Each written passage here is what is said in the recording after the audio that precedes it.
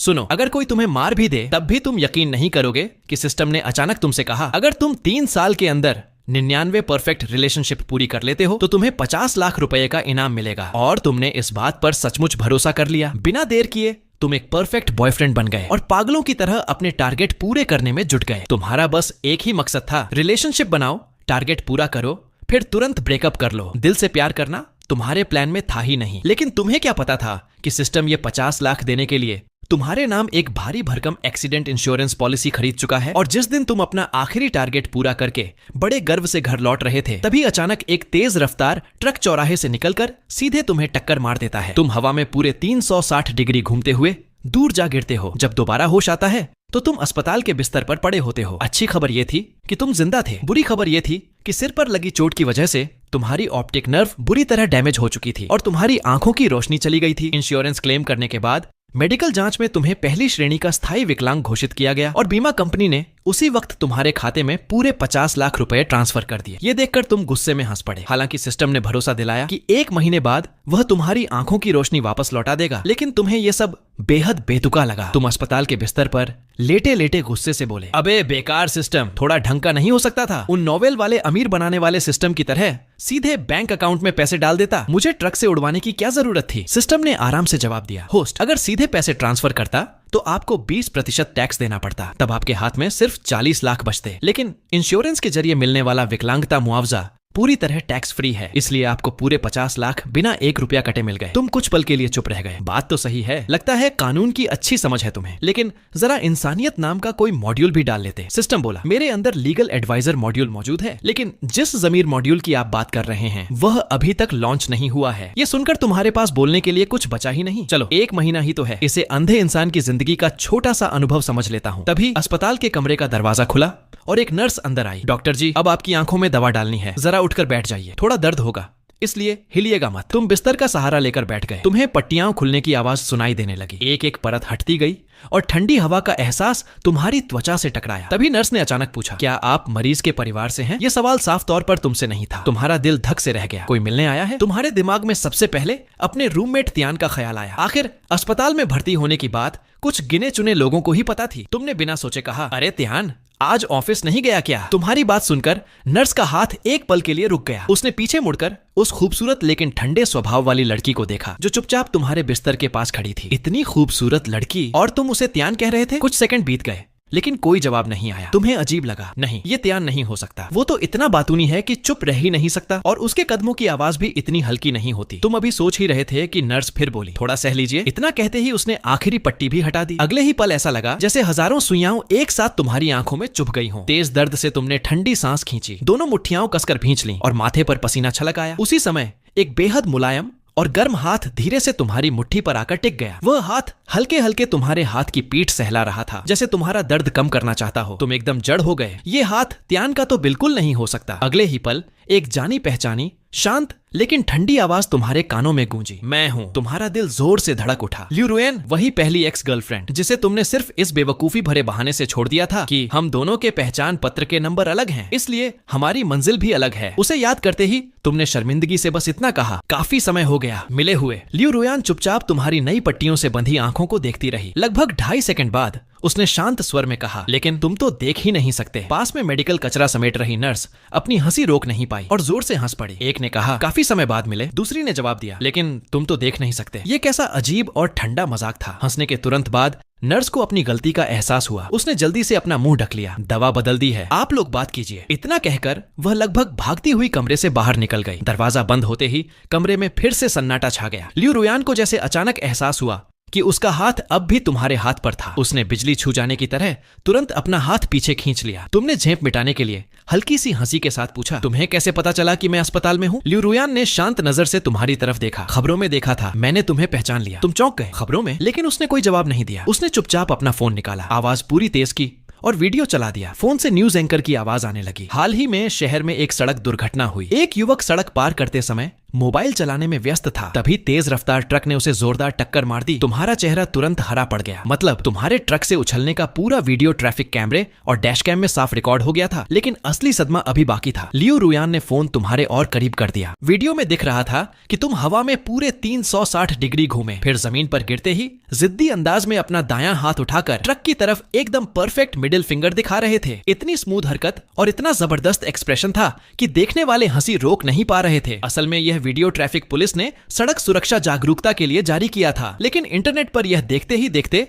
Viral हो गया। Netizens तरह तरह के मजेदार कमेंट कर रहे थे। कोई कह रहा था भाई उड़ गया, लेकिन एटीट्यूड नहीं गया। तो कोई लिख रहा था मरते दम तक भी इसका मुंह और हाथ दोनों नहीं रुके। ये सब सुनकर तुम्हारे चेहरे पर जीने की इच्छा ही खत्म होने जैसी हालत हो गई। तुमने टूटे हुए स्वर में पूछा, मतलब अब पूरा इंटरनेट मुझे जानता है? लियू रुयान ने सिर हिलाया, फिर पूरी ईमानदारी से बोली, सिर्फ इंटरनेट ही नहीं, मेरी माँ ने तो कल फैमिली ग्रुप में भी ये वीडियो भेज दिया था। ये सुनते ही तुम्हारी आखिरी उम्मीद भी टूट गई। मन ही मन तुमने उस हरामी सिस्टम को 100 बार कोसा। तभी बेड के पास रखा तुम्हारा मोबाइल बज उठा। मैं हूँ दूर चांद के ऊपर। लियू रुयान ने फोन उठाकर रिसीव किया और तुम्हारे कान के पास लगा दिया। दूसरी तरफ तुम्हारी माँ की घबराई हुई आवाज गूंजी, बेटा तू ठीक तो है ना? माँ की जान ही निकल गई थी। तुमने जल्दी से उन्हें समझाया, माँ मैं ठीक हूँ, आप फिक्र मत करो। फोन रखने के बाद कमरे में फिर से खामोशी छा गई। लियू रुयान ने मोबाइल वापस मेज पर रख दिया। अनजाने में उसकी नजर तुम्हारे फोन की स्क्रीन पर गई। वहां सिर्फ एक साधारण प्राकृतिक दृश्य का वॉलपेपर था, किसी लड़की के साथ कोई फोटो नहीं। उसने नजरें झुका ली और ऐसे पूछा जैसे बस यूं ही पूछ रही हो, तुम अकेले हो? तुम्हारी गर्लफ्रेंड कहाँ है? तुमने बिना एक पल सोचे जवाब दिया, मैं सिंगल हूँ। लियू रुयान कुर्सी खींचकर तुम्हारे सामने बैठ गई और चुपचाप तुम्हें देखने लगी। असल में जब वह पहली बार कमरे में आई थी तो बेहद घबराई हुई थी। कभी वह तुमसे नफरत करती थी, क्योंकि जब वह तुमसे सबसे ज्यादा प्यार करती थी तब तुमने एक बेहद बचकाने और लापरवाह बहाने से रिश्ता तोड़ दिया था। उस समय उसे लगता था कि शायद गलती उसी की थी। आखिर पूरे 24 घंटे के रिश्ते में उसकी सबसे बड़ी हिम्मत सिर्फ इतनी थी कि एक रात स्ट्रीट लाइट के नीचे शर्म से लाल होकर उसने पंजों के बल खड़े होकर तुम्हारे होठों के कोने को हल्के से चूम लिया था। वह हमेशा खुद को दोष देती रहती थी, शायद लड़कों को इतना धीमा रिश्ता पसंद नहीं आता। लेकिन कल जब उसने तुम्हारा एक्सीडेंट वाला वीडियो देखा तो उसका दिल जैसे धड़कना ही भूल गया। उसने एक एक करके पुराने सहपाठियों को फोन किया। आखिरकार तुम्हारे उस दोस्त से सारी बात पता चली। फोन पर वह दोस्त एक छोटे बच्चे की तरह रो रहा था और कह रहा था उसकी ऑप्टिक नर्व डैमेज हो गई है और शायद वह हमेशा के लिए अंधा हो गया है। तुमने देखा कि लियू रुयान काफी देर से चुप थी, इसलिए तुमने बात बदलने की कोशिश की। आज तो शुक्रवार है, तुम ऑफिस नहीं गई? छुट्टी ले ली। इतना कहकर उसने एक सेब उठाया और धीरे धीरे उसे छीलने लगी। फिर मुस्कुराकर बोली, वैसे भी मुझे थोड़ा आराम चाहिए था। तुम्हारे बारे में पता चला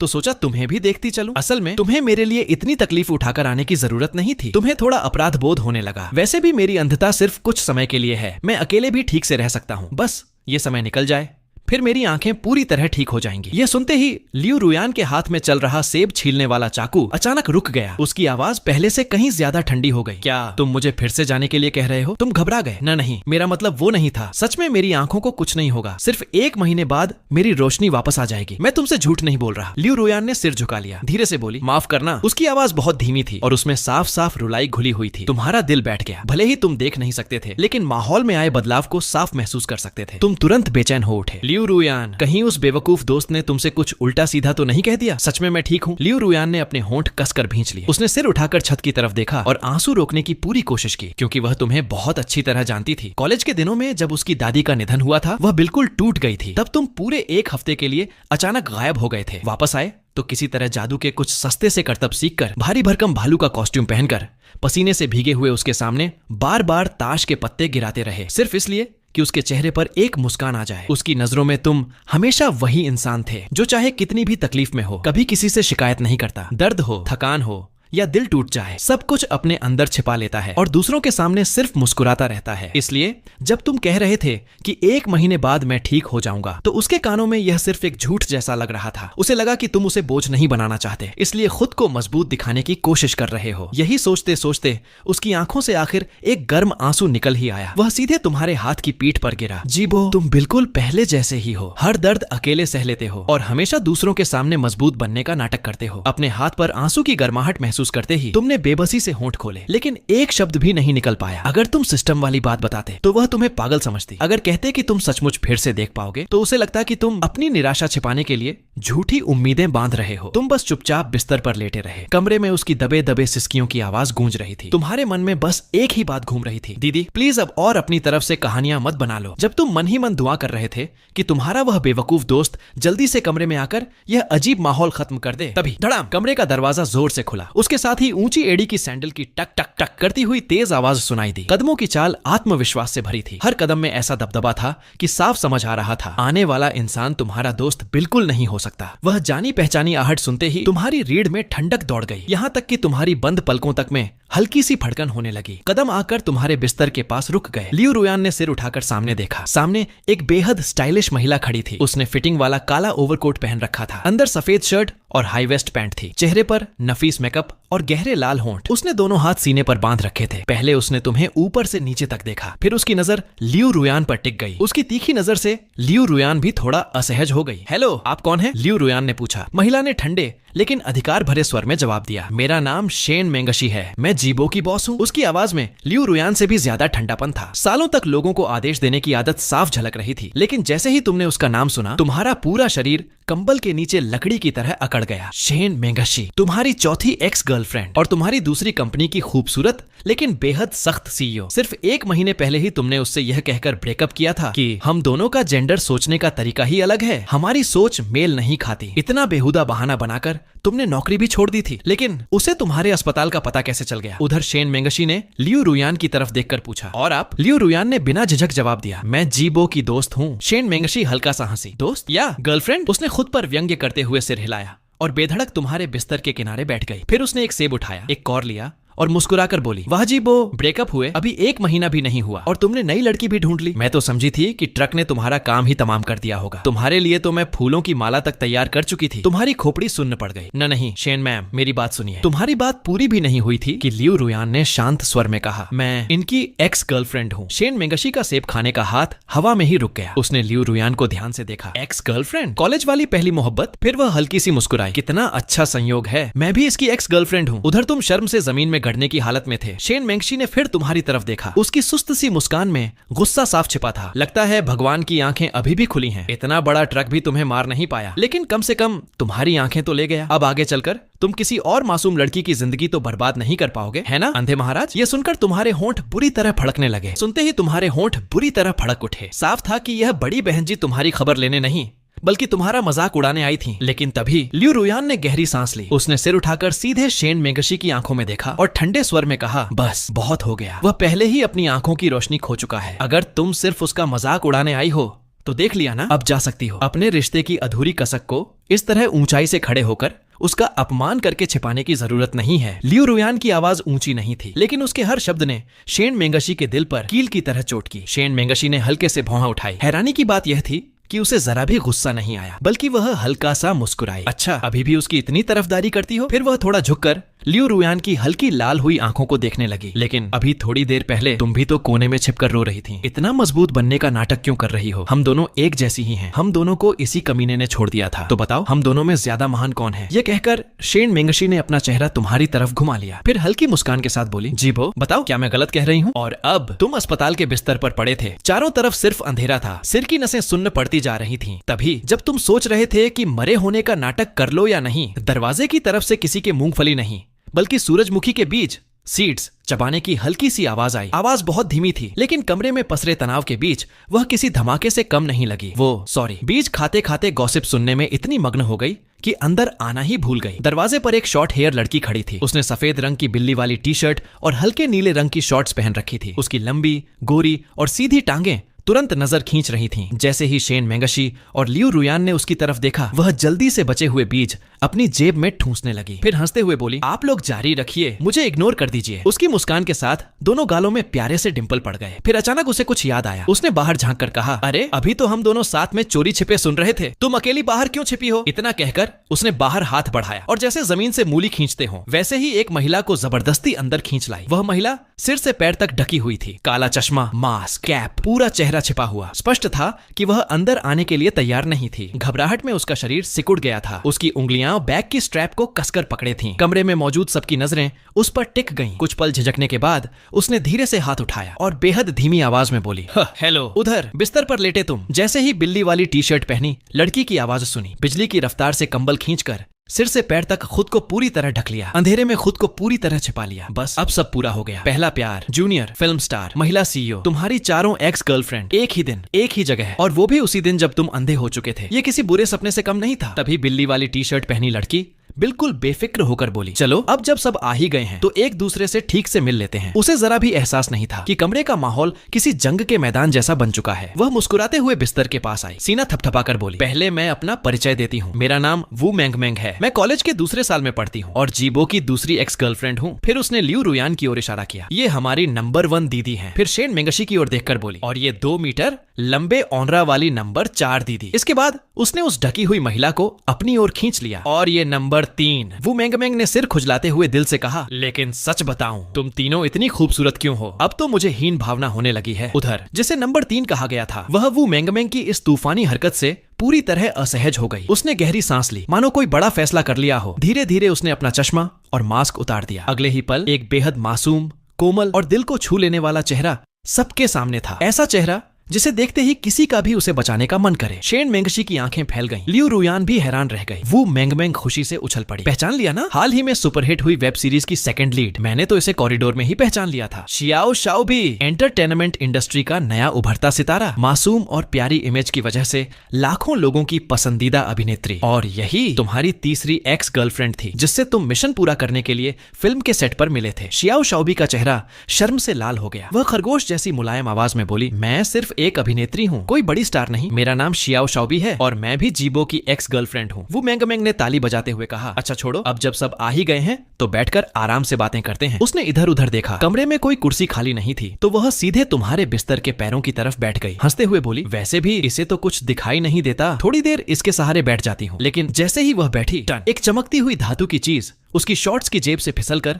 जमीन पर गिर गई। वह एक सर्जिकल चाकू था, पतली धारदार ब्लेड जिस पर ठंडी चमक तैर रही थी। अगले ही पल पूरे अस्पताल के कमरे का तापमान जैसे अचानक शून्य पर पहुंच गया। लियू रुयान की नजर वहीं ठहर गई। शेन मेंगशी की आंख का कोना हल्का सा फड़क उठा। सबसे ज्यादा सीधी सादी शियाओ शाओबी तो डर के मारे आधा कदम पीछे हट गई। उसकी पीठ जाकर दीवार से टकराई। अरे सॉरी। वू मेंगमेंग बिल्कुल बिना घबराए झुककर सर्जिकल चाकू उठाने लगी। फिर उसने बड़ी सफाई से उसे उंगलियों पर घुमाया। आप लोग टेंशन मत लीजिए, मैं अपना परिचय देना भूल गई थी। मैं फॉरेंसिक मेडिसिन पोस्टमार्टम की स्टूडेंट हूँ, तो जेब में डिसेक्शन वाला चाकू रखना बिल्कुल नॉर्मल बात है ना? लेकिन अभी कोई कुछ समझ भी नहीं पाया था कि ठनाक, उसकी दूसरी जेब से भी एक छोटी सी इमरजेंसी ग्लास तोड़ने वाली हथौड़ी नीचे गिर पड़ी। शियाओ शाओबी ने हथौड़ी की तरफ देखा और बिना कुछ बोले धीरे धीरे सरक कर शेन मेंगशी के पीछे जाकर खड़ी हो गई। वो मेंगमेंग ने बड़ी गंभीरता से कहा, सब जानते हैं कि फॉरेंसिक के स्टूडेंट कभी कभी हड्डियां तोड़ने के लिए छोटी हथौड़ी भी रखते हैं। ये भी बिल्कुल जायज है, सही कहा ना? यह कहकर उसने हथौड़ी उठाई। फिर तुम्हारे कंबल पर हल्की सी थपकी मारते हुए बोली, यकीन नहीं है तो इनसे पूछ लो। कंबल के नीचे करीब 2.5 सेकंड तक पूरी खामोशी रही। फिर बड़ी मुश्किल से कंबल की दरार से तुम्हारा कांपता हुआ हाथ बाहर निकला। तुमने चुपचाप ओके का इशारा किया और अगले ही पल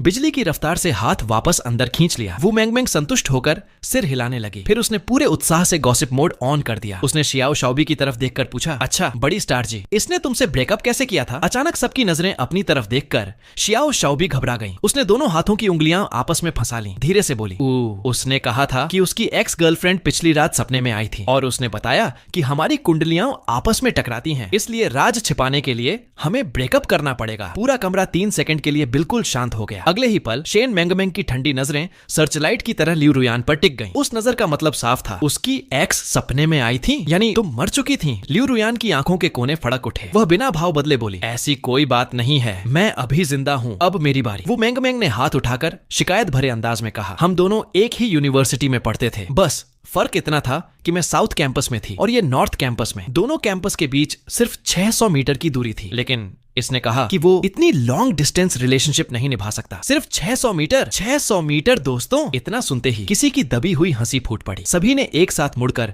शियाओ शाओबी की तरफ देखा। वह तुरंत दोनों हाथों से अपना मुंह ढककर खड़ी हो गई। हंसी रोकते रोकते उसकी आंखें लाल हो गई थीं। डरी हुई गिलहरी की तरह वह लगातार सिर हिलाने लगी। सॉरी, मैं नहीं हंसी, सच में नहीं हंसी। मैं प्रोफेशनल ट्रेनिंग ले चुकी हूँ, मैं हंस नहीं रही। वू मेंगमेंग ने फिर लियू रुयान और शेन मेंगशी की तरफ देखा। और आप दोनों? लियू रुयान ने सबसे पहले ठंडे स्वर में जवाब दिया। इसने कहा था हमारे आधार यानी पहचान पत्र के नंबर अलग अलग हैं, इसलिए हम एक दूसरे के लिए सही नहीं हैं। शेन मेंगशी ने दांत पीसते हुए कहा, और मुझसे बोला था कि हमारे जेंडर मेल नहीं खाते और हमारी सोच में बहुत बड़ा जनरेशन गैप है। बस इतना सुनते ही शियाओ शाओबी आखिरकार अपनी हंसी रोक नहीं पाई। वह पेट पकड़कर हंसने लगी। हंसते हंसते उसकी आंखों से आंसू निकल आए। वो मेंगमेंग ने बेबसी से उसकी पीठ थपथपाई। दीदी थोड़ा कंट्रोल करो, हम अभी एवेंजर्स ऑफ एक्स गर्लफ्रेंड्स की मीटिंग कर रहे हैं। ये बहुत गंभीर और बहुत दुखद मामला है। इतना कहकर उसने जोर से तुम्हारे फूले हुए कंबल पर एक थप्पड़ मारा। फिर हैरानी से बोली, जीबो, ओ जीबो। एक्स सपने में आ गई। 600 मीटर की लॉन्ग डिस्टेंस रिलेशनशिप, पहचान पत्र के नंबर अलग हैं, जेंडर मैच नहीं करता। कंबल के नीचे छिपे तुमने कसकर अपनी आंखें बंद कर रखी थीं। बेबसी के आंसू चुपचाप बह रहे थे। धोखेबाज सिस्टम, अगर मौका मिले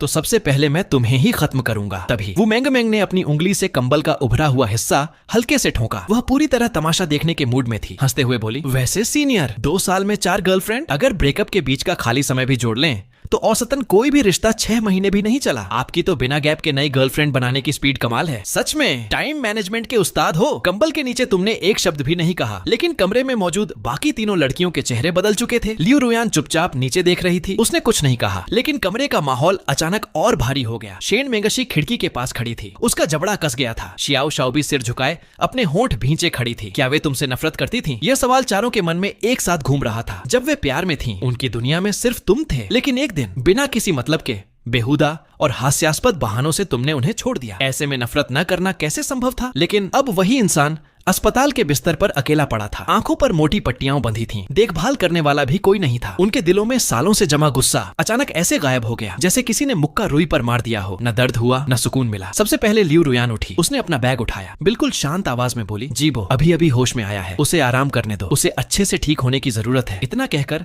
वह बिना किसी के जवाब का इंतजार किए बाहर चली गई। शेन मेंगशी ने आखिरी बार उस कंबल की तरफ देखा। उसके होंठ हिले मानो कोई कड़वी बात कहना चाहती हो, लेकिन आखिर में बस एक ठंडी हंसी निकली। वह अपनी हाई हील्स की आवाज के साथ धीरे धीरे बाहर चली गई। कमरा लगभग खाली हो चुका था। शियाओ शाओबी दरवाजे तक पहुंची ही थी कि अचानक उसे कुछ याद आया। वह जल्दी से बाहर गई। कुछ सेकंड बाद एक खूबसूरती से पैक की हुई फलों की टोकरी लेकर वापस आई। उसने उसे धीरे से बेड के पास रख दिया। फिर झुककर कंबल के पास आई। धीरे से बोली, जीबो मैं तुम्हारे लिए फल लाई हूँ, सब धोकर लाई हूँ। कंबल के अंदर तुम हल्का सा हिले, लेकिन कुछ नहीं बोले। शियाओ शाओबी कुछ पल चुप रही, फिर बहुत धीमी और संकोच भरी आवाज में बोली, मुझे नहीं पता तुमने उस दिन अचानक मुझसे ब्रेकअप क्यों किया था, लेकिन मुझे यकीन नहीं होता कि तुम बुरे इंसान हो। उसने होंठ काट ली, फिर बोली, मुझे पता है तुम्हारी कोई मजबूरी रही होगी। जिस दिन तुम्हारा मन करे मुझे सच बता देना, चाहे कोई बहाना ही बना देना, मैं उसे भी मान लूंगी। लेकिन कंबल के अंदर अब भी पूरी खामोशी थी। शियाओ शाओबी ने मायूसी से आंखें झुका ली। उसकी पलकों में हल्का सा कंपन था। अपना ख्याल रखना, अब तुम्हें दिखाई नहीं देता। कोई नर्स या केयर टेकर रख लेना, हर चीज अकेले मत संभालना, और अगर पैसों की जरूरत पड़े तो मुझसे ले लेना। इस बार कंबल के अंदर से हलचल हुई। एक हाथ धीरे से बाहर निकला। तुमने हल्के से हाथ हिलाकर इशारा किया। जरूरत नहीं। उस हाथ को देखकर शियाओ शाओबी की आंखें भर आईं, लेकिन उसने फिर भी हल्की सी मुस्कान दे दी। ठीक है, मैं चलती हूँ। उसने दोबारा मास्क और काला चश्मा पहन लिया। अपने चेहरे को पूरी तरह ढककर चुपचाप कमरे से निकल गई। जब बाहर जाते कदमों की आवाज पूरी तरह गायब हो गई, तब तुमने राहत की सांस लेते हुए कंबल थोड़ा नीचे किया, पट्टियों से ढकी अपनी आंखें बाहर निकाली, लंबी सांस छोड़ते हुए बोले, आखिरकार सब चले गए। लेकिन तुम्हारी बात पूरी भी नहीं हुई थी कि कुर्र पास ही किसी के सेब काटकर खाने की आवाज आई। तुम चौंक गए। वो मेंगमेंग बगल वाले खाली बिस्तर पर आराम से बैठी थी। हाथ में वही धुला हुआ सेब था। मजे से खाते हुए बोली, ओहो तो तुम गूंगे नहीं हो। तुमने बेबस होकर आह भरी, सारे सेब मत खा जाना, मेरे लिए भी थोड़ा छोड़ देना। वो मेंगमेंग ने आंखें घुमाई, खाना है तो खुद उठाकर खा लो, अंधे बाबू। फिर उसने शरारती मुस्कान के साथ कहा, लेकिन सीनियर एक बात माननी पड़ेगी, गर्लफ्रेंड चुनने में तुम्हारी पसंद वाकई कमाल की है। 4 खूबसूरत लड़कियां, सच सच बताओ कहीं और भी कोई एक्स गर्लफ्रेंड तो आने वाली नहीं है? तुमने तुरंत सिर को ऐसे हिलाया जैसे पंखा चल रहा हो। मेरे भी कुछ उसूल हैं। सच में सिर्फ तुम 4 ही हो? उसूल? वो मेंगमेंग हंस पड़ी। ये चीज भी तुम्हारे पास है क्या? तुम एकदम चुप हो गए, लेकिन अगले ही पल कमरे में ठन ठन करती धातु के टकराने की आवाज गूंजी। वह आवाज सर्जिकल चाकू और कांच तोड़ने वाले छोटे हथौड़े की थी, जिन्हें बेड के पास रखी मेज पर रखा गया था। तुम्हारी रीढ़ में ठंडक दौड़ गई। तुम क्या करने वाली हो? लेकिन वो मेंगमेंग ने तुम्हारी बात का कोई जवाब नहीं दिया। वह दरवाजे तक गई और क्लिक की आवाज के साथ कमरे का दरवाजा अंदर से लॉक कर दिया। फिर उसने अपनी कलाई से रबर बैंड उतारा और खुले छोटे बालों को बड़ी सफाई से पोनीटेल में बांध लिया। उसकी हरकतों में ऐसा प्रोफेशनल अंदाज था जैसे अब वह किसी काम पर लगने वाली हो। सीनियर, याद है जब हम साथ थे तब मैंने तुमसे एक बात कही थी? वो मेंगमेंग धीरे धीरे बिस्तर के पास आई। उसके चेहरे पर मीठी मासूम सी मुस्कान थी। मैंने कहा था मेरी डिक्शनरी में ब्रेकअप जैसा कोई शब्द नहीं है, सिर्फ विधवा होना होता है। तुम्हारा चेहरा एकदम उड़ गया, आवाज भी कांपने लगी। रुको, वो सब तो बस मजाक था। वो मेंगमेंग की आवाज और भी नरम हो गई। उसमें बच्चों को बहलाने जैसा मीठा लहजा था। अरे अक्सर दिल की बातें तो मजाक में ही कही जाती हैं। घबराओ मत, बिल्कुल दर्द नहीं होगा। मेरी टेक्निक बहुत प्रोफेशनल है। एक ही बार में तुम बहुत शांति से चले जाओगे। इतना कहकर उसने धप धप की आवाज के साथ अपने जूते उतार दिए और सीधे बिस्तर पर चढ़ गई। गद्दा अचानक नीचे धंस गया। फिर एक हल्की सी खुशबू तुम्हारे पास आकर ठहर गई। तुम्हें महसूस हुआ कि कोई तुम्हारे बगल में एक घुटने के बल बैठा है और झुककर तुम्हारे बेहद करीब आ गया है। वो मेंगमेंग ने धीरे से कहा, हिलो मत, नहीं तो कहीं गलत जगह कट लग जाएगा। अब तुम्हारे मन में सचमुच डर बैठ गया। क्या ये पागल लड़की सच में ब्रेकअप का बदला लेने के लिए यही मेरा पोस्टमार्टम कर देगी? घबराकर तुमने हाथ बढ़ाकर उसे दूर धकेलने की कोशिश की। हाथ हवा में इधर उधर टटोलता रहा, लेकिन अचानक वह किसी बेहद मुलायम चीज से जा टकराया। इतनी नरम पतली टी शर्ट के पार भी उसकी हल्की सी उभरी हुई आकृति और चौंका देने वाली लोच साफ महसूस हो रही थी। तुम्हारा दिमाग उसी पल पूरी तरह खाली हो गया। हाथ हवा में ही रुक गया, जैसे एक पल के लिए समय ठहर गया हो। बदतमीज! छटाक! एक जोरदार थप्पड़ तुम्हारे कंधे पर पड़ा। अगले ही पल वो मेंगमेंग डरी हुई बिल्ली की तरह फुर्ती से तुमसे दूर जा कूदी। वार्ड में कुछ सेकंड के लिए पूरी खामोशी छा गई। उसके कानों तक लाल हो चुके थे। दोनों हाथों से उसने अपना सीना ढक रखा था और गुस्से से दांत भींचकर बोली, अभी तुमने क्या छुआ था? तुमने चुपचाप अपना हाथ वापस कंबल के अंदर खींच लिया। पीठ पर ठंडा पसीना बह रहा था। मैंने कुछ नहीं छुआ। वो मेंगमेंग ने गुस्से से कहा, झूठ बोल रहे हो, तुमने तो दबाया भी था। तुम शर्मिंदगी में सिर खुजलाने लगे। वो बस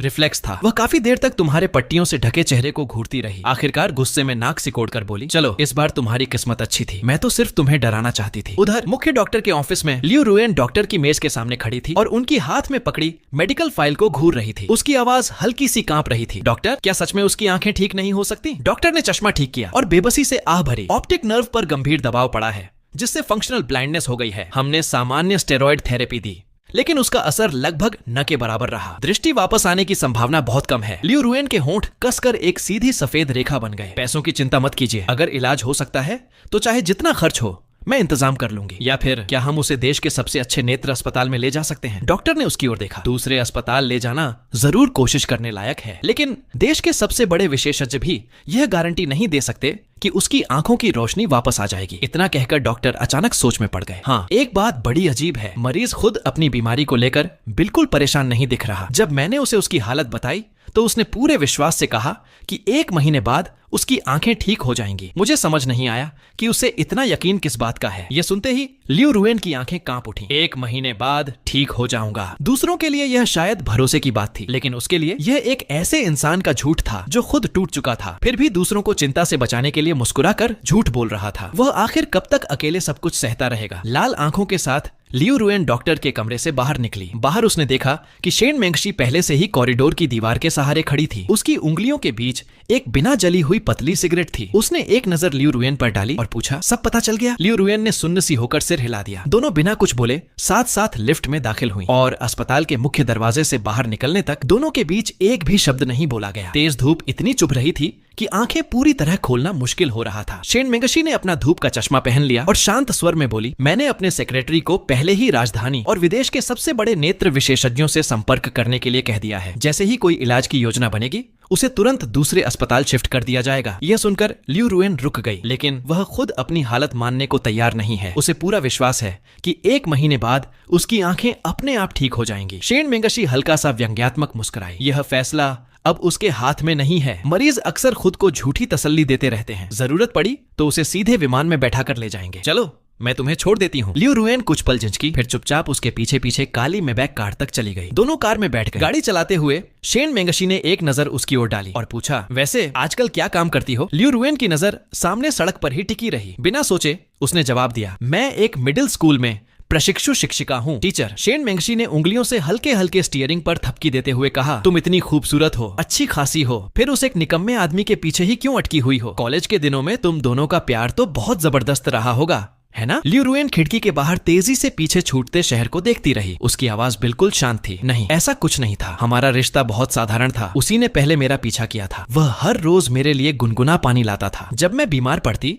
तो पूरी रात मेरे पास अस्पताल में बैठा रहता। फिर हम दोनों साथ आ गए। ये सुनकर शेन मेंगशी ने अचानक पूछा, तो फिर ब्रेकअप क्यों हुआ? लियू रुएन ने उलझन में सिर हिलाया। मैं भी जानना चाहती हूँ, आखिर उसने ऐसा क्यों किया? शेन मेंगशी ने उसकी ओर देखा। उसकी शांत और बेहद खूबसूरत सूरत को देखते हुए वह अचानक खुद पर हंस पड़ी। उसकी आंखों में एक साथ ईर्ष्या और अकेलेपन की झलक थी। स्टूडेंट लाइफ का पहला प्यार सच में बहुत खूबसूरत होता है। उसने धीरे से सांस छोड़ी। अफसोस, वह मेरा पहला प्यार था, लेकिन मैं उसका पहला प्यार नहीं थी। लियू रुएन हैरानी से उसके चेहरे को देखने लगी। ये वही ताकतवर और फैसले लेने वाली महिला थी जिसने कुछ देर पहले अस्पताल के कमरे में जीबो को सबसे कड़वे शब्दों से कोसा था, और अब उसी जीबो के बारे में कह रही थी कि वह उसका पहला प्यार था। वो हरामी आखिर कितने लोगों का दिल तोड़ चुका है। करीब 15 मिनट बाद कार एक रिहायशी कॉलोनी के बाहर आकर रुकी। उतरने से पहले लियू रुएन ने पीछे मुड़कर कहा, मुझे छोड़ने के लिए धन्यवाद। शेन मेंगशी ने सिगरेट को कार के एशट्रे में बुझाते हुए शांत स्वर में कहा, कोई बात नहीं, बस एक्सीलेटर दबाने भर की बात थी। लियू रुएन कार से उतर गई, लेकिन काली कार तुरंत नहीं चली। खिड़की से उसने देखा कि शेन मेंगशी ने एक और सिगरेट जलाई, फिर ब्रेक छोड़ा और गाड़ी धीरे धीरे आगे बढ़ गई। कुछ ही देर में उसकी लाल टेल लाइट मोड़ पर मुड़ी और ट्रैफिक में कहीं खो गई। उधर अस्पताल में तुमने वो मैंगमैंग के सवाल का सीधा जवाब नहीं दिया, उल्टा उससे ही पूछ लिया, अगर तुम्हें 50 लाख रुपए और प्यार में से एक चुनना हो तो क्या चुनोगी? वो मैंगमैंग अब बिस्तर से उतरकर साथ वाली कुर्सी पर बैठ चुकी थी। वह कुर्सी में सिमट कर बैठी थी, ठुड्डी हथेली पर टिकी हुई थी और पैर हवा में झूल रहे थे। उसने बिना सोचे कहा, 3 सेकंड से ज्यादा सोचने वाला इंसान 50 लाख की बेइज्जती करता है। तुमने सिर हिलाया। फिर अचानक गंभीर होकर बोली, सच बताऊं, मुझे एक सिस्टम मिला है। वो मैंगमैंग ने तुम्हें ऐसे देखा जैसे तुम पागल हो गए हो, लेकिन तुम बोलते रहे। उस सिस्टम ने मुझे एक मिशन दिया था, 4 प्यार पूरे कर लूं तो मुझे 50 लाख रुपए मिलेंगे। बस यही वजह थी। इतना कहकर तुमने सांस रोक ली और उसके जवाब का इंतजार करने लगे। 1 सेकंड, 2 सेकंड, 3 सेकंड, फिर उसने अचानक दोनों हाथ जोर से ताली की तरह बजा दिए। ओह, तो बात ये थी, तुम एकदम चौंक गए। तुम यकीन कर रही हो? वो मैंगमैंग ने बिना झिझक सिर हिला दिया। बिल्कुल, हम इतने सालों से एक दूसरे को जानते हैं, तुम मेरे सामने इतना बेवकूफी भरा झूठ क्यों बोलोगे? फिर उसने मुस्कुराकर कहा, पागल ही होगा जो तुम्हारी बात पर यकीन करेगा। इतना कहते हुए उसने मोबाइल निकाल लिया और कॉन्टैक्ट्स खोलने लगी। वैसे मेरी पहचान एक मानसिक अस्पताल के डॉक्टर से हुई है, काफी अच्छी दोस्ती है, अभी उसे बुलाती हूँ। तुम्हारा चेहरा वहीं जम गया। वह तुम्हारी हालत देखकर मुस्कुरा दी, फिर मोबाइल वापस जेब में रख लिया। मजाक कर रही थी। उसने फिर ठुड्डी हथेली पर टिका ली। आवाज पहले से कहीं धीमी हो गई, जैसे पुरानी यादों में खो गई हो। याद है, रिश्ता शुरू होने से पहले तुमने मुझसे एक सवाल पूछा था, अगर कभी हमारा ब्रेकअप हो गया तो क्या तुम्हें हमारे साथ होने का पछतावा होगा? तुम कुछ कहना ही चाहते थे। वह बातचीत तुम्हें आज भी अच्छी तरह याद थी, लेकिन उसने तुम्हें बोलने का मौका ही नहीं दिया। मैंने तब कहा था कि मुझे कभी पछतावा नहीं होगा। उसकी आवाज धीमी थी, लेकिन हर शब्द में दृढ़ता थी। मैंने तुम्हारे साथ रिश्ता इसलिए बनाया था क्योंकि मैं सच में तुमसे प्यार करती थी। वही उस समय मेरे दिल की सबसे सच्ची भावना थी। हमने साथ समय बिताया, साथ प्यार किया, एक दूसरे की दुनिया में सबसे अहम इंसान बने। अगर बाद में किसी वजह से रिश्ता टूट भी जाता तो भी वो मेरी जिंदगी की सबसे कीमती यादों में रहता। वह कुछ पल रुकी, फिर अचानक बिस्तर के किनारे पर जोर से हाथ मारा। लेकिन तुम बिना किसी वजह के अचानक ब्रेकअप कर गए। ग्रेजुएशन होते ही ऐसे गायब हुए जैसे कभी थे ही नहीं। आखिर तुम्हारे दिमाग में चल क्या रहा था? कमरे में कुछ पल के लिए सन्नाटा छा गया। फिर तुमने हिचकते हुए धीरे से पूछा, वो क्या तुम मुझे माफ कर सकती हो? वो मैंगमैंग ने बिना किसी भाव के तुम्हारी ओर देखा, फिर बहुत हल्के से हूं कहा। तुमने राहत की लंबी सांस ली, फिर बेहद संकोच से दोबारा बोलने की कोशिश की। तुमने झिझकते हुए कहा, वो अब क्या तुम मेरी गर्दन पर रखा चाकू हटा सकती हो? वो मैंगमैंग ने नीचे देखा। उसके हाथ में अब भी छोटा सा सर्जिकल चाकू था। वह हल्का सा मुस्कुराई। ओह सॉरी, अभी बातों बातों में जरा ज्यादा भावुक हो गई थी। मैं फॉरेंसिक मेडिसिन की स्टूडेंट हूँ, आदत से मजबूर कभी कभी सर्जिकल चाकू हाथ में लेकर यूं ही घुमाने लगती हूँ। काफी नॉर्मल बात है ना? तुमने कांपते हुए सिर हिला दिया, लेकिन मन ही मन उसे जी भरकर कोस रहे थे। नॉर्मल? अरे बिल्कुल भी नहीं, ये कैसी नॉर्मल बात है? वो मैंगमैंग ने हल्की सी हूं की आवाज निकाली, फिर पैर बिस्तर पर चढ़ाकर आराम से झुलाने लगी। उसने फिर वही सवाल दोहराया, अब बताओ आखिर ब्रेकअप क्यों किया था? तुम कुछ देर तक चुप रहे, फिर डरते डरते बोले, मैं सच बताऊंगा लेकिन तुम यकीन नहीं करोगी। वो मैंगमैंग ने तुम्हारी ओर गहरी नजर से देखा। ये इस बात पर निर्भर करता है कि तुम क्या कहते हो। तुमने मुंह खोला, फिर दोबारा बंद कर लिया। काफी देर तक सोचने के बाद आखिर बोले, असल में वजह बहुत सीधी सी है, क्योंकि मैं एक कमीना था। जैसे ही तुम्हारे मुंह से मैं कमीना था निकला, कमरा एक बार फिर खामोश हो गया। अगले ही पल सर्जिकल चाकू के बिस्तर के किनारे पर रगड़ खाने की खर्र खर्र आवाज आने लगी। तुमने घबराकर तुरंत दोनों हाथ सिर पर रख लिए। हीरोइन जी प्लीज शांत हो जाइए, आप अभी जवान हैं, जिंदगी खराब मत कीजिए। मुझसे गलती हो गई, सच में हो गई, प्लीज चाकू नीचे रख दीजिए और हाथ बिल्कुल मत कांपने दीजिए। वो मैंगमैंग ने धीमे स्वर में कहा, तुम्हें पता है अगर मैं तुम्हारे शरीर में 30 वार भी कर दूं तो मेडिकल रिपोर्ट में शायद सिर्फ हल्की चोट ही लिखी जाएगी। तुम्हारे गले से मुश्किल से लार नीचे उतरी। हीरोइन जी मैं सच में गलत था, मुझे माफ कर दीजिए। वह चाकू की नोक तुम्हारी गर्दन से लगाकर बोली, बताओ गलती कहाँ हुई? तुम कांपती आवाज में बोले, मुझसे गलती हुई कि मैं बिना बताए गायब हो गया। गलती हुई कि बिना वजह ब्रेकअप कर लिया और गलती हुई कि मैंने तुम्हें मुझे पापा बुलवाया। वो मेंगमेंग ने लंबी सांस छोड़ी। छोड़ो, अगर तुम सच नहीं बताना चाहते तो मैं जबरदस्ती नहीं करूंगी। इतना कहकर उसने सर्जिकल चाकू वापस रख दिया। बड़ा बोर आदमी हो, मैं चलती हूँ। कॉलेज जाकर अपनी एनाटॉमी की क्लास अटेंड करनी है। तुमने राहत की सांस ली और जल्दी से कहा, मुझे जिंदा छोड़ने के लिए बहुत बहुत धन्यवाद। अपना ख्याल रखना। आखिरकार यह संकट टल गया। तुमने लंबी सांस छोड़ी। चारों तरफ अब भी अंधेरा था, लेकिन तुमने खुद को दिलासा दिया, अब तो कम से कम 1 महीना आराम से अस्पताल में पड़ा रहूंगा, फिर सामान बांधकर गांव लौट जाऊंगा और चैन की जिंदगी जीऊंगा। दोपहर में तुमने नर्स स्टेशन से एक देखभाल करने वाला अटेंडेंट बुलवा लिया। उसकी फीस थी 280 युआन प्रतिदिन। वह एक जवान लड़का था। नाम था लू शिंग। लू शिंग बहुत मिलनसार था। बैठते ही बातें शुरू कर दी। उधर तुम भी बोर हो रहे थे। अंधे होने के बाद मोबाइल लगभग बेकार हो चुका था। स्क्रीन दिखाई नहीं देती थी और बार बार वॉइस असिस्टेंट की मशीन जैसी आवाज सुनकर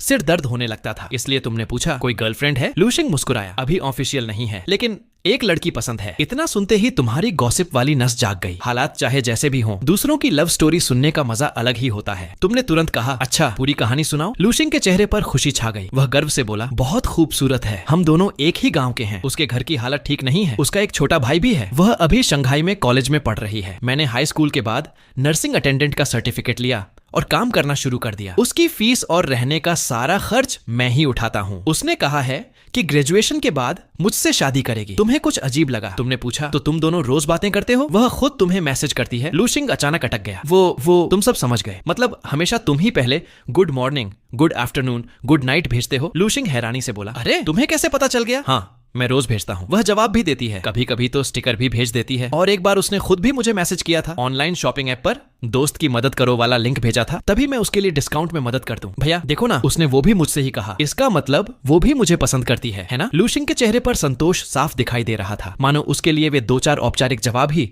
दुनिया की सबसे कीमती चीज हो। तुमने बेबस होकर आह भरी, पसंद? ये तो साफ साफ एक तरफा दीवानगी है। लू शिंग, एक शब्द सुना है, बेकार की मोहब्बत, यानी सिर्फ खुद को खुश रखने वाला प्यार। सीधी भाषा में कहें तो सिंप, चापलूस आशिक। लू शिंग कुछ पल के लिए चुप रह गया, फिर हंस पड़ा। भैया मजाक मत करो, मैं सिंप नहीं हूँ। उसने मुझसे शादी करने का वादा किया है। उसके लिए खर्च करना तो मेरी जिम्मेदारी है। तुमने गंभीर होकर कहा, एक काम करते हैं, मैं तुम्हारी मदद करता हूँ और एक बार उसकी सच्चाई परख लेते हैं। अगर वह तुम्हें सिर्फ एटीएम समझती है तो उसे तुम्हारी तकलीफ से कोई फर्क नहीं पड़ेगा। वह सिर्फ यही कहेगी कि किसी तरह पैसे का इंतजाम करो, या जो रकम नहीं भेजी उसे जल्दी पूरा करो, क्योंकि उसे कभी तुम्हारी परवाह थी ही नहीं। उसे सिर्फ हर महीने मिलने वाले तुम्हारे पैसों की फिक्र थी। चलो एक शर्त लगाते हैं। शर्त सिर्फ एक खाने की है, मंजूर? लू शिंग कुछ देर हिचकिचाया, फिर सिर खुजाते हुए बोला, बस इतनी सी बात? तुमने बिना जरा भी सोचे सिर हिला दिया। हाँ बस इतनी सी। लू शिंग ने जोर से अपनी जांघ पर हाथ मारा और बोला, तो फिर आप पक्का हारेंगे। ये कहकर उसने तुरंत मोबाइल उठाया और तेजी से एक लंबा मैसेज टाइप करके भेज दिया। फिर स्क्रीन को बिना पलक झपकाए घूरने लगा। 1 मिनट, 2 मिनट, 5 मिनट बीत गए। लू शिंग की उंगलियां बेचैनी से घुटनों पर थाप देने लगीं और उनकी रफ्तार लगातार बढ़ती जा रही थी। तभी अचानक मोबाइल जोर से वाइब्रेट हुआ। वह लगभग उछल पड़ा। घबराहट में उसका फोन हाथ से गिरते गिरते बचा। वह खुशी से चिल्लाया, भैया जवाब आ गया। उसने रिप्लाई कर दिया। तभी तुमने धीरे से कहा, पढ़ो। लू शिंग ने गला साफ किया और मोबाइल में आया मैसेज जोर से पढ़ना शुरू किया। क्या मतलब? अगले महीने के पैसे कहाँ हैं? मेरी फीस में अभी 2000 युआन कम पड़ रहे हैं। खुद ही कोई इंतजाम करो। आखिरी लाइन पढ़ते पढ़ते उसकी आवाज ऐसी हो गई जैसे किसी ने उसे पानी की गहराई से खींचकर बाहर निकाला हो। वह स्क्रीन को घूरता रहा। उसके होंठ हिले जैसे कुछ कहना चाहता हो, मगर आखिर में कुछ भी नहीं कह पाया। वार्ड में काफी देर तक सन्नाटा छाया रहा। लू शिंग ने धीरे धीरे मोबाइल नीचे रख दिया। उसकी हरकत इतनी हल्की थी मानो जरा सी ताकत लगाने से फोन टूट जाएगा। वह धीमी आवाज में बोला, भैया आप जीत गए। एक खाने की शर्त थी, है ना? रात का खाना मैं खिलाऊंगा। अभी मेरा कुछ खाने का मन नहीं है। तुम उसकी बिखरी हुई सांसों की आवाज साफ सुन सकते थे। तुम्हें याद आया कि पहले जब तुम गेम में लगातार हार जाते थे तो वो मेंगमेंग वॉइस चैट पर तुम्हें डांटते हुए कहती थी, खेलना तो आता नहीं, ऊपर से हार कर हिम्मत भी छोड़ देते हो। तब तुम्हें लगता था कि एक गेम हार जाना कोई बड़ी बात नहीं, लेकिन आज तुम्हें महसूस हुआ कि जिंदगी की कुछ हारें किसी भी गेम से कहीं ज्यादा दर्दनाक होती हैं। कुछ देर बाद लू शिंग अचानक बोला, मुझे लगा था कि वो मुझसे प्यार करती है। उसने कहा था कि ग्रेजुएशन के बाद मुझसे शादी करेगी। मैंने उसकी बात पर भरोसा कर लिया, इसलिए हर महीने मैं सिर्फ 3000 युआन अपने पास रखता था और बाकी सारे पैसे उसे भेज देता था। मुझे डर था कि कहीं उसे खाना न मिले, कहीं उसे तकलीफ न हो, कहीं उसे ये न लगे कि मैं किसी काम का नहीं हूँ। मुझे लगा था कि अगर मैं पूरी मेहनत करूं और उसके साथ अच्छा व्यवहार करूं तो एक दिन वो जरूर मेरी तरफ मुड़कर देखेगी। लेकिन उसने एक बार भी ये पूछना जरूरी नहीं समझा कि मेरे साथ क्या हुआ है। तुमने गला साफ किया और शांत स्वर में कहा, लू शिंग जानते हो तुम्हारी सबसे बड़ी समस्या क्या है? न तुम गरीब हो, न कम पढ़े लिखे हो और न ही मेहनत की कमी है। तुम्हारी सबसे बड़ी गलती ये है कि तुमने अपनी पूरी जिंदगी उसकी परछाई बनकर जी है। तुम्हें लगता है कि जितना ज्यादा दोगे उतना ज्यादा प्यार मिलेगा, लेकिन प्यार कोई गणित का सवाल नहीं है कि हर चीज का एक तय फॉर्मूला हो। जो तुम्हें प्यार लगता है उसके लिए वो सिर्फ एक सुविधा बन गया है। तुम रोज उसे गुड मॉर्निंग और गुड नाइट भेजते रहे तो उसे ये सब सामान्य लगने लगा। हर महीने पैसे भेजते रहे तो उसे लगा कि ये तो तुम्हारा फर्ज है, क्योंकि तुमने उसे कभी महसूस ही नहीं होने दिया कि तुम भी कभी उसे छोड़ सकते हो। अगर तुम्हें अब भी लगता है कि ऐसे ही पैसे भेजते रहने से उसका दिल बदल जाएगा तो भेजते रहो, लेकिन अगर तुम्हें लगता है कि अब और नहीं कर सकते तो उसे डिलीट कर दो। जितनी जल्दी हो सके इस रिश्ते से बाहर निकल जाओ, नहीं तो अब तक जो कुछ खोया है वही तुम्हें बार बार वापस उसी दलदल में खींच लेगा। लूशिंग चुपचाप सिर झुकाकर बैठ गया। तुमने लंबी सांस ली और पूछा, एक बात बताओ, इन सालों में क्या तुम सच में खुश थे? वह कुछ पल चुप रहा, फिर बोला, शायद खुश था। तुमने बेबस होकर सिरहाने का सहारा लिया। लूशिंग, तुमने जवाब देने से पहले सोचा। जो इंसान सच में खुश होता है उसे जवाब देने से पहले सोचने की जरूरत नहीं पड़ती। हालांकि तुम्हारी आंखों के सामने अब भी अंधेरा था, लेकिन आज तुम्हारा दिमाग पहले से कहीं ज्यादा साफ था। तुम्हें याद आया कि जब तुम लियू रुयान का पीछा करते थे तो रोज उसके सामने पहुंच जाते, उसके लिए गुनगुना पानी लाते, उसके साथ समय बिताते और तरह तरह के बहाने से उससे मिलते। वह शुरू में बहुत ठंडी रहती थी, लेकिन धीरे धीरे उसके रवैये में बदलाव आने लगा था। तुम्हारी कोशिशों का असर दिख रहा था, लेकिन लूशिंग की कहानी अलग थी। उसकी पूरी मोहब्बत एक ऐसे नाटक जैसी थी जिसमें मंच पर सिर्फ एक ही कलाकार मौजूद था। फर्क बस इतना था कि लियू रुयान का प्यार तुम्हारी कोशिशों के साथ धीरे धीरे बढ़ा था, जबकि उस लड़की का लूशिंग से प्यार न करना उसकी मेहनत या कुर्बानी से बिल्कुल भी जुड़ा नहीं था। अचानक लूशिंग ने दृढ़ आवाज में कहा, भैया मैंने फैसला कर लिया है, डिलीट कर देता हूँ। अब उसे रखकर भी क्या फायदा? तुम हल्का सा मुस्कुराए। ठीक है, अब दुखी मत हो, थोड़ी देर में मेरे फोन से खाना ऑर्डर कर देना, आज रात जमकर खाएंगे। लूशिंग तुरंत सिर हिलाने लगा। नहीं नहीं, शर्त मैं हार गया हूँ। मैंने कहा था कि आज का खाना मैं खिलाऊंगा। तुम मुस्कुराकर बोले, किसने कहा कि मैं खिला रहा हूँ? दावत तुम्हारी रहेगी, बिल मैं भर दूंगा, और हाँ, थोड़ा ज्यादा ऑर्डर करना। आज मेरे साथ थोड़ा बैठकर पीना भी। करीब आधे घंटे बाद अस्पताल के कमरे में मानो छोटी सी दावत सज गई। लूशिंग ने दोनों बेडों के बीच बेड साइड टेबल खींचकर रख दी। उसके ऊपर खाने के पैकेटों की पूरी कतार लग गई थी। बारबेक्यू, फ्राइड चिकन, ठंडी सलाद और तरह तरह के स्वादिष्ट व्यंजन। पूरा कमरा तरह तरह के खाने से भर गया था। कोने में रखी बियर की पेटी सबसे ज्यादा नजर आ रही थी। तुम पलंग पर पालथी मारकर बैठे थे, आंखों पर पट्टियां बंधी थीं और चेहरा खिड़की की तरफ था। हालांकि तुम्हें खुद भी नहीं पता था कि खिड़की किस दिशा में है। तुम्हारे लिए तो चारों ओर बस अंधेरा ही अंधेरा था। लूशिंग ने बारबेक्यू की सीखों से मांस निकालकर बड़े करीने से एक डिब्बे में रखा और उसे तुम्हारे हाथ के पास सरका दिया। भैया लीजिए, मैंने सब निकाल दिया है। तुमने चम्मच टटोला, एक कौर खाया और चबाते हुए बोले, इस दुकान का बारबेक्यू सच में अच्छा है। दोनों ने जाम टकराने के लिए गिलास उठाए। तुम देख नहीं सकते थे, इसीलिए गिलास आपस में नहीं टकराए। लूशिंग ने जल्दी से अपना गिलास तुम्हारे गिलास से मिला दिया। टन, एक साफ सी आवाज गूंजी। बारबेक्यू और बियर का साथ ऐसा था कि पीते पीते वक्त का पता ही नहीं चला। आधी पेटी बियर खत्म हो चुकी थी। लूशिंग का चेहरा लाल हो गया था, लेकिन उसकी आंखों में अभी भी होश बाकी था, जबकि तुम्हारा हाल कुछ और था। तुम्हारे गाल तप रहे थे, कान भी गर्म हो चुके थे। हाँ, बात तुम अब भी साफ कर रहे थे, बस पहले से थोड़ा धीरे बोल रहे थे। शराब चढ़ने के साथ लूशिंग की जुबान पर सिचुआन की बोली और भी ज्यादा आने लगी। भैया, आप मुझसे बस 1 साल बड़े हैं, फिर रिश्तों के मामले में आपको इतना सब कैसे पता है? क्या आपने बहुत सारी गर्लफ्रेंड बनाई थी? तुमने गिलास उठाया और बिल्कुल ऐसे लहजे में जवाब दिया जैसे मौसम की बात कर रहे हो। ज्यादा नहीं, बस 4। क्या? लूशिंग के हाथ से मूंगफली लगभग गिर ही गई। भैया, आप तो कमाल निकले। तुमने एक घूंट लिया और मुस्कुराकर बोले, शांत रहो, बस एक बात याद रखना, अगर चेहरे की चमड़ी मोटी हो और दिमाग हमेशा साफ रहे तो प्यार में खुद मत पड़ना। लूशिंग ने कुछ देर इस बात पर सोचा, फिर धीरे धीरे मूंगफली चबाते हुए बोला, भैया आपने बिल्कुल सही कहा, खासकर आखिरी वाली बात। तुम बस हल्का सा मुस्कुरा दिए। खाते खाते अचानक तुम्हें लगा कि कुछ कमी है, न बारबेक्यू की, न बियर की, बल्कि सिगरेट के धुएं की। तुमने पूछा, लूशिंग सिगरेट है क्या? वह चौंक गया। भैया, मैं अस्पताल में अटेंडेंट हूँ, क्या आपको लगता है कि मैं सिगरेट लेकर घूमूंगा? तुमने उसकी कुहनी में हल्की सी टक्कर मारी। अरे रहने दो, समझदार को इशारा काफी है, एक निकालो। नहीं नहीं, लूशिंग ने तुरंत हाथ हिलाया। शराब पीना ही काफी बड़ी बात है, अगर अब सिगरेट भी पी ली तो नर्स हमारी अच्छी खासी क्लास लगा देगी। तुमने कान लगाकर बाहर सुना। गलियारा बिल्कुल शांत था, कोई आहट नहीं थी। तुम फुसफुसाए, चुपके से एक पी लेते हैं, बस 2 मिनट लगेंगे। ये कहते हुए तुम उसके थोड़ा और करीब झुक गए और धीमी आवाज में बोले, वैसे भी नर्स देख नहीं रही। लूशिंग लगभग 3 सेकंड तक सोचता रहा, फिर हार मानते हुए उसने लंबी सांस ली और हाथ पैंट की जेब में डाल दिया। कुछ देर टटोलने के बाद टक, लाइटर की हल्की सी आवाज सुनाई दी। तुम्हारे होठों पर अनायास मुस्कान आ गई। चलिए, लूशिंग ने तुम्हें सहारा देकर खड़ा किया। दोनों चप्पल घसीटते हुए धीरे धीरे खिड़की तक पहुंचे। उसने खिड़की को थोड़ा सा खोल दिया। बाहर से ठंडी और हल्की नम हवा का झोंका अंदर आया। तुमने सिगरेट होठों में दबाई और अंगूठे से लाइटर का पहिया घुमाया। कुछ महीनों बाद जीबो की आंखों का सफल ऑपरेशन हुआ। हालांकि उसकी नजर पूरी तरह वापस नहीं आई, लेकिन वह फिर से रोशनी पहचानने लगा। उसने अपनी पुरानी जिंदगी की गलतियों को पीछे छोड़ दिया और एक नई शुरुआत की। अब उसके लिए सबसे बड़ा इनाम न 50 लाख थे, न सिस्टम, बल्कि वे लोग थे जिन्होंने उसके सबसे अंधेरे दिनों में भी उसका साथ नहीं छोड़ा। धीरे धीरे सिस्टम की आवाज भी हमेशा के लिए गायब हो गई, मानो वह सिर्फ जीबो को यह सिखाने आया था कि सच्चा प्यार कभी गिनती से नहीं मिलता, बल्कि त्याग, भरोसे और माफी से मिलता है। दोस्तों, इसी भावुक मोड़ पर इस कहानी का सफर यहीं खत्म होता है। इस कहानी ने हमें सिखाया कि जिंदगी में दौलत, सफलता या बड़े बड़े इनाम से ज्यादा कीमती वे लोग होते हैं जो हमारे सबसे मुश्किल समय में भी हमारा हाथ नहीं छोड़ते। रिश्ते कभी परफेक्ट होने से नहीं चलते, बल्कि भरोसे, माफी, समझ और सच्चे प्यार से निभते हैं। अगर किसी अपने की कद्र करनी है तो उसके दूर जाने का इंतजार मत कीजिए, क्योंकि कुछ लोग दोबारा जिंदगी में लौटकर नहीं आते। उम्मीद है आपको यह कहानी पसंद आई होगी। मिलते हैं अगली कहानी में। तब तक अपना और अपने अपनों का ख्याल रखिए। धन्यवाद।